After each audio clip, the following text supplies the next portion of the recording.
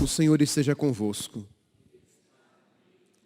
Proclamação do Evangelho de Jesus Cristo, segundo Mateus.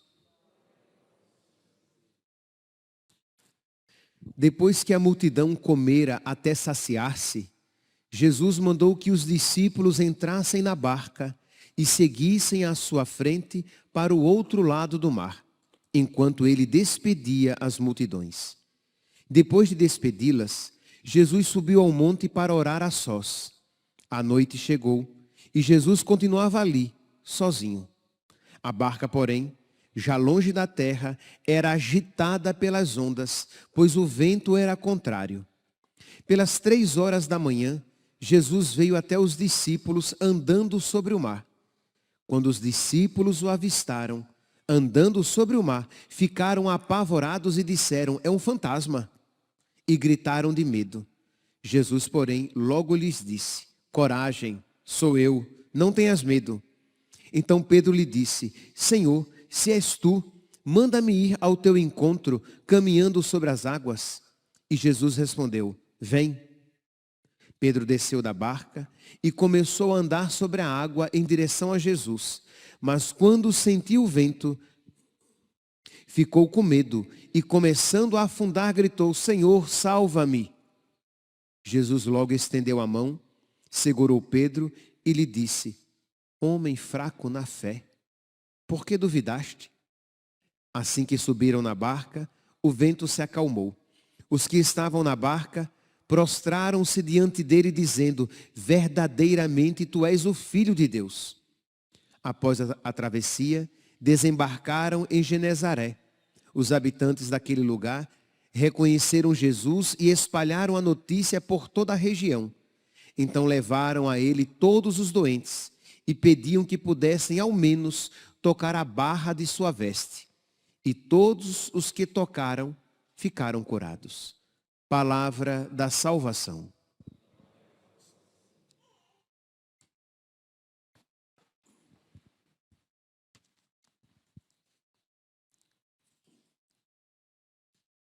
Caríssimos irmãos e irmãs, a primeira leitura de hoje, retirada do livro dos Números, apresenta um texto de uma situação delicada, mas que é rica de ensinamentos espirituais para todos nós. À primeira vista, parece apenas uma simples contenda familiar. Moisés se casou com um etíope, com uma mulher que não pertencia ao povo hebreu, e aquilo trouxe alguma insatisfação, porque, é claro, ela sendo etíope, ela sendo de um outro povo, ela trazia os seus costumes, e isso poderia causar alguma crise na comunidade. Mas com um olhar mais profundo, se vê que o motivo não era esse. O motivo era inveja, orgulho, rebeldia, sede de poder. Não era uma questão meramente familiar. Deus vê, meus santos, Deus vê o coração. Deus vê a verdade das nossas intenções. Deus vê a verdadeira intenção por trás das nossas palavras.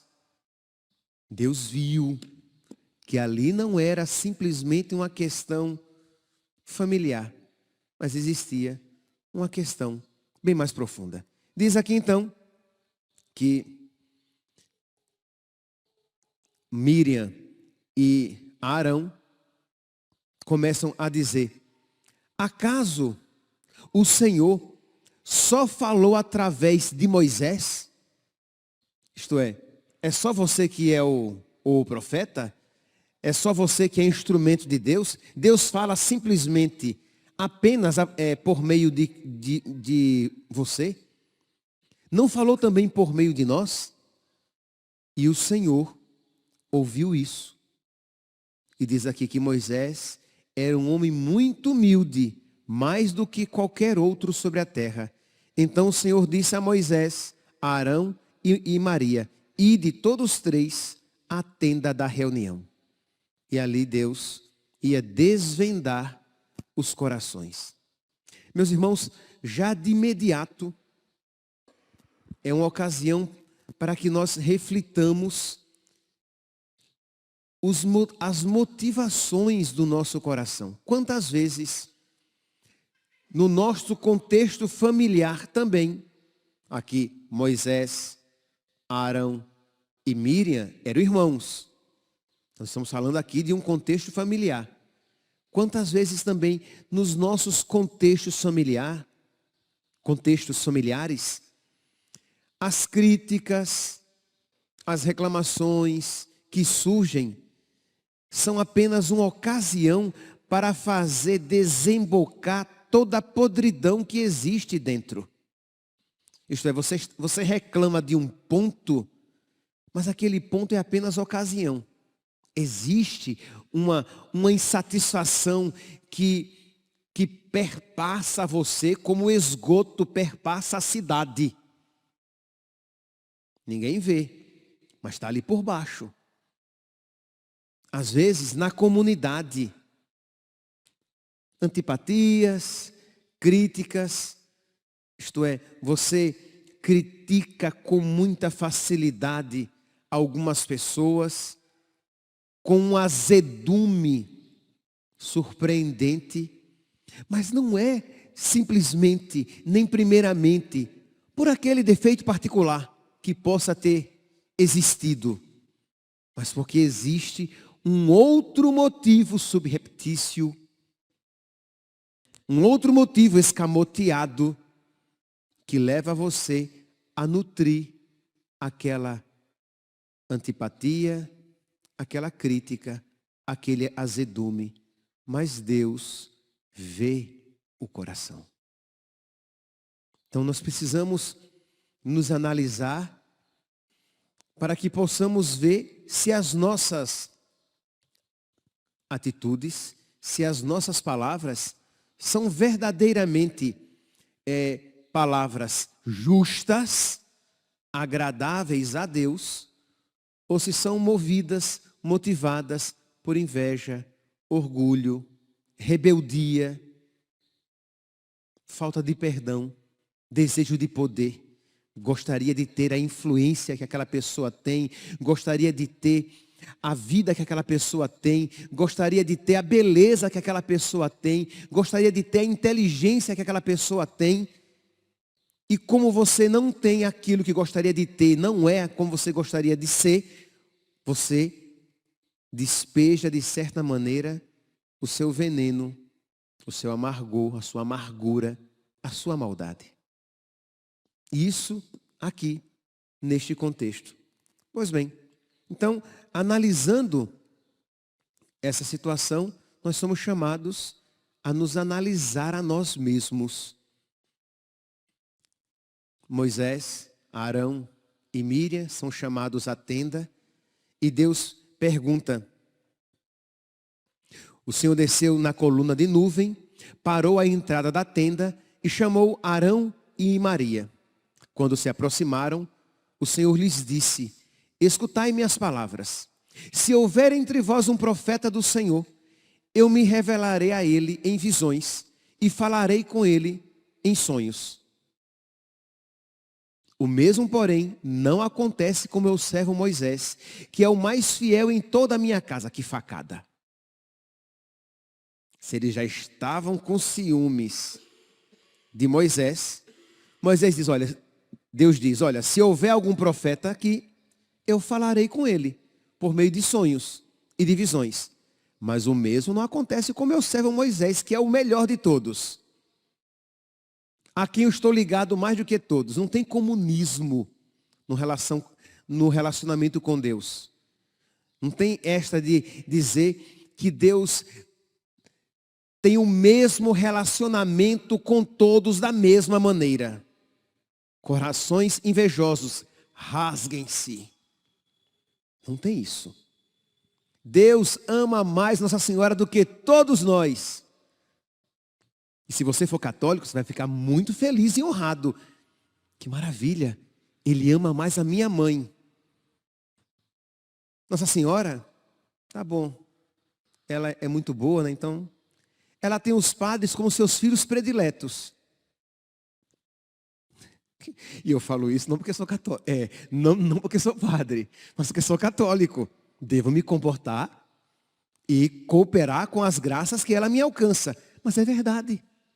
Jesus tinha 3 amigos mais íntimos e prediletos, Pedro, Tiago e João. E dentre os 3 era João. Então não vamos entrar nessa. A inveja é um pecado contra o Espírito Santo.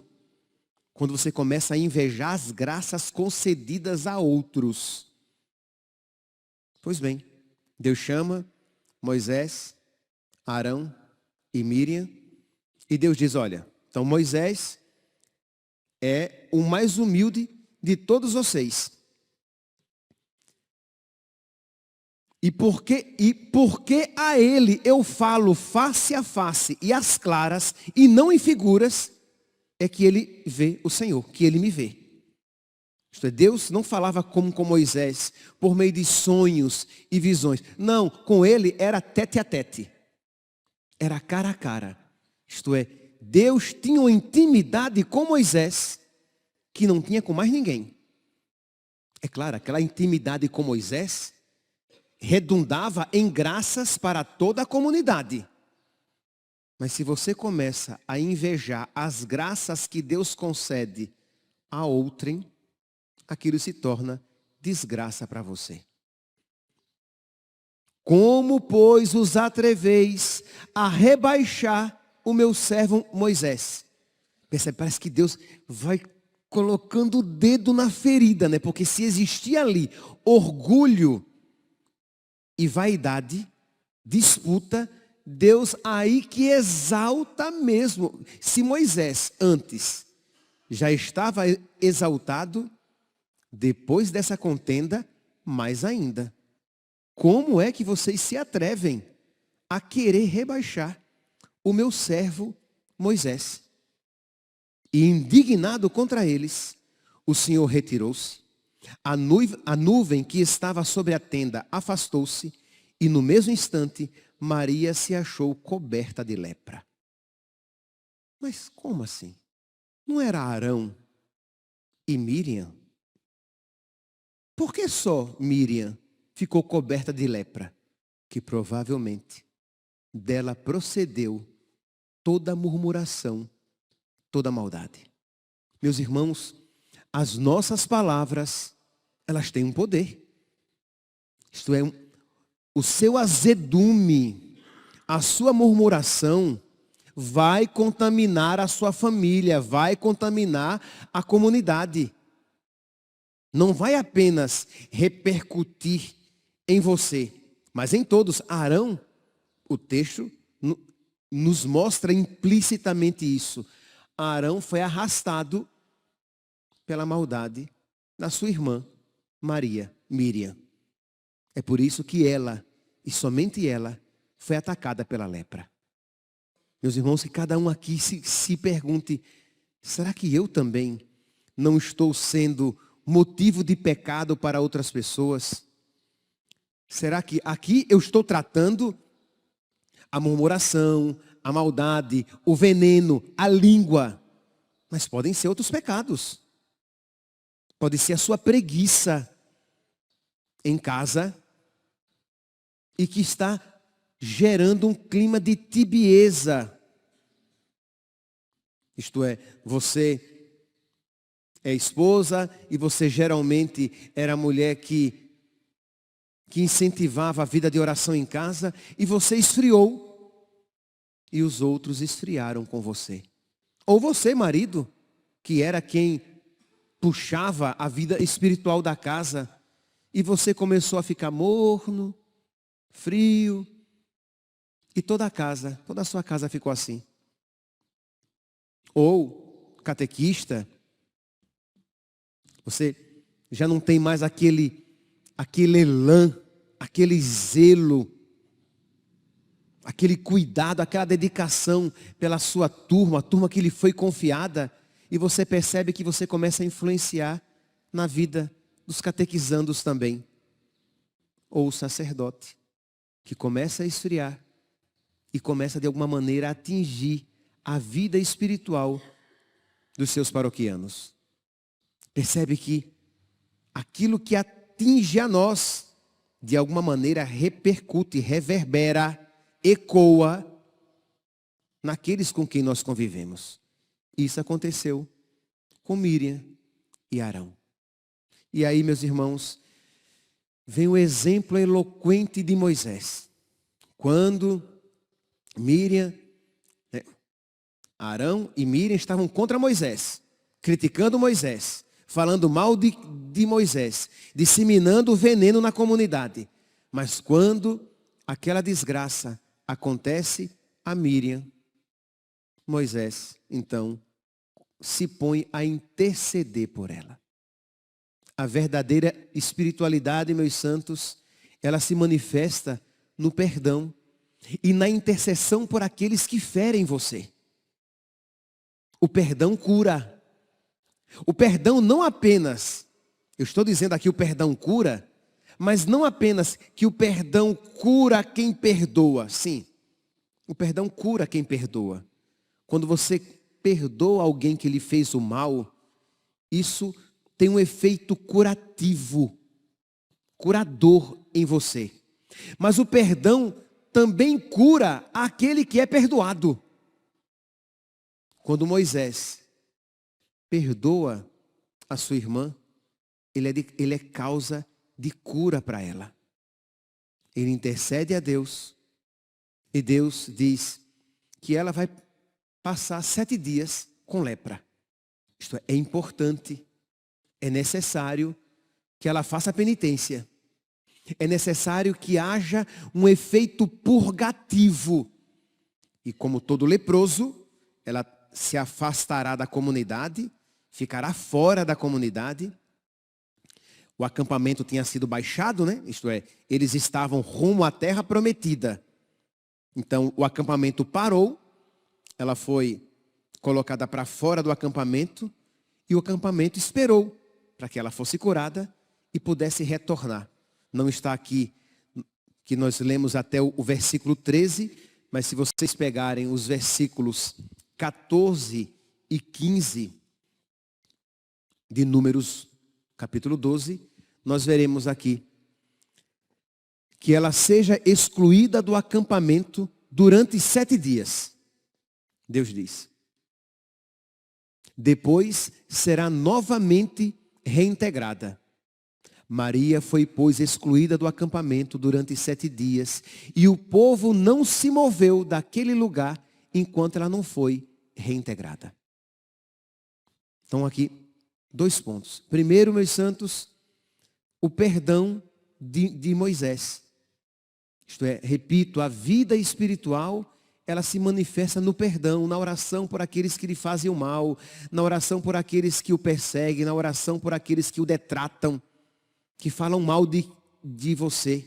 Se você é um homem religioso, mas você não refreia a língua, se você é uma mulher religiosa, se diz religiosa, mas não luta, não combate as antipatias e as feridas que a vida, que as pessoas lhe impuseram, você não é um homem religioso de fato. Você não é uma mulher religiosa de fato. Mas, padre, fulano me magoou muito. Então você precisa rezar muito. Porque senão você vai acabar sendo acometido da mesma doença. O ódio vai roer você por dentro. A mágoa consentida vai roer você por dentro. Então você precisa perdoar. E querer perdoar já é o início do perdão. E rezar pedindo a Deus a graça de perdoar, já é o início da graça de Deus agindo no seu coração. E pedir a Deus que abençoe aquela pessoa por quem os seus afetos não simpatizam, já é o início da cura de Deus. Abençoa, Senhor. Eu não tenho bons afetos, bons sentimentos por aquela pessoa. Mas eu te peço, Jesus, abençoa. Concede-lhe o céu. Transforma-lhe a vida. E transforma a minha também, Senhor. E aqui nós vemos então Moisés, que generosa e imediatamente se põe a interceder pela sua irmã.